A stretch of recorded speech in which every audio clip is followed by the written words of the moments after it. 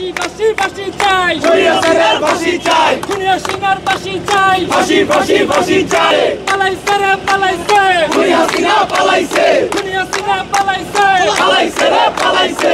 এতে যে গ্রাফিতিগুলো হয়েছিল সেখানে কিন্তু ছাত্র জনতার সরাসরি অংশগ্রহণ সেখানে ছিল এবং আন্দোলনের সময় যে সকল গ্রাফিতিগুলো রয়েছে সেগুলোর সাথে বাংলাদেশের শিক্ষার্থী সমাজ এবং ছাত্র জনতার কিন্তু সেখানে কিন্তু রক্তের সাথে একটা সম্পর্ক।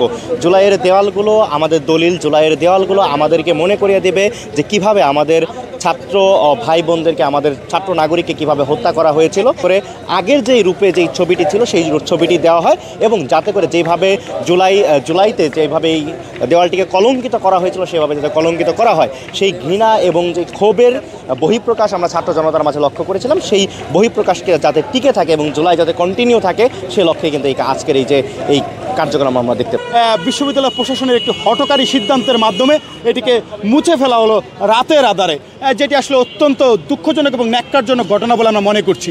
এই ঘটনার জন্য আমরা আসলে এই যে যারা জুলাই অভ্যুত্থানের যত ছাত্র জনতা যারা রয়েছেন সকলেই কিন্তু ব্যথিত হয়েছেন।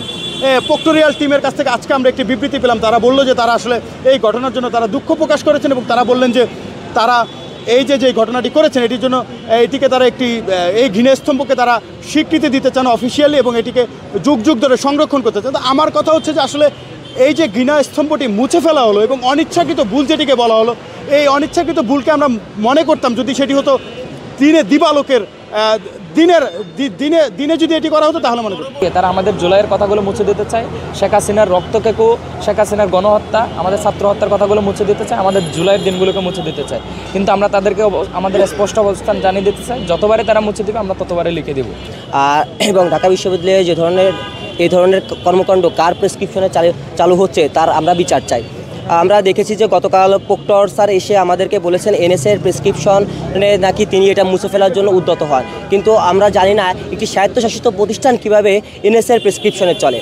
কেন এগুলো হচ্ছে আমরা সেগুলো জানতে চাই। আমাদের ধারণা যে প্রশাসনে এখনও ব্যাপক পরিমাণে আওয়ামী আমলারা আছেন, প্রশাসনে তাদের একটা ভূমিকা আছে এবং আমরা চাই প্রশাসন সম্পূর্ণরূপে আওয়ামী আমলামুক্ত হোক এবং তাতে এই ধরনের অনাকাঙ্ক্ষিত ঘটনা যাতে না ঘটে আমরা তাই চাই। এবং আমাদের ক্যাম্পাসের মধ্যে স্বায়ত্তশাসিত ক্যাম্পাস, এখানে কেন এনএসআই এর প্রভাব থাকবে? যদি থেকেও থাকে এখানে থাকতে পারবে না। তো আমরা এখানে আমাদের সংগ্রাম সে চিহ্ন আমরা ধরে রাখবো, আমাদের গৌরবের স্মৃতি, আমাদের বিপ্লবের স্মৃতি আমরা ধরে রাখবো এবং প্রক্টরকে সেটা নিশ্চিত করতে হবে।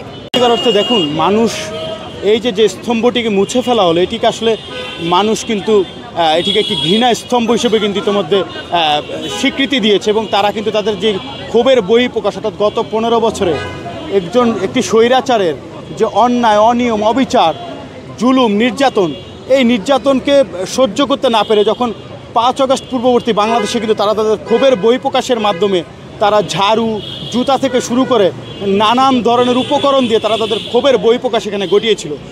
সেই জায়গা থেকে আমরা এই যে জুলাই অভ্যুত্থানের একটি স্মৃতিস্তম্ভ হিসেবে আমরা মূলত এই গ্রাফিতিটিকে আমরা মূলত আখ্যায়িত করেছিলাম যে আমরা এই প্রক্টর যিনি আসলে অনুমতি দিয়েছেন এই গ্রাফিতিটি মুছে ফেলার তার পদত্যাগ আমরা দাবি করেছি।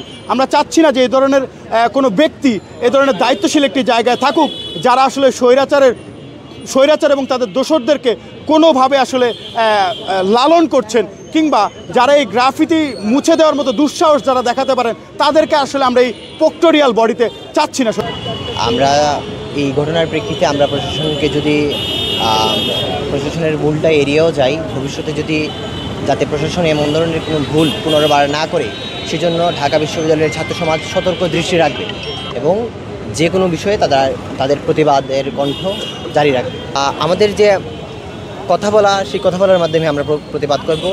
প্রশাসনের প্রতি যে ইতিমধ্যেই শিক্ষার্থীদের একটা প্রশ্নবোধক চিহ্ন জাগ্রত হয়েছে সেইটা আরও ঘনীভূত হবে এবং তার পদত্যাগের যে দাবি ছিল হয়তো আমরা সেখান থেকে প্রথমবারের মতো সরে আসবো, কিন্তু দ্বিতীয়বার সরে আসার কোনো সুযোগ আমাদের কাছে থাকবে না।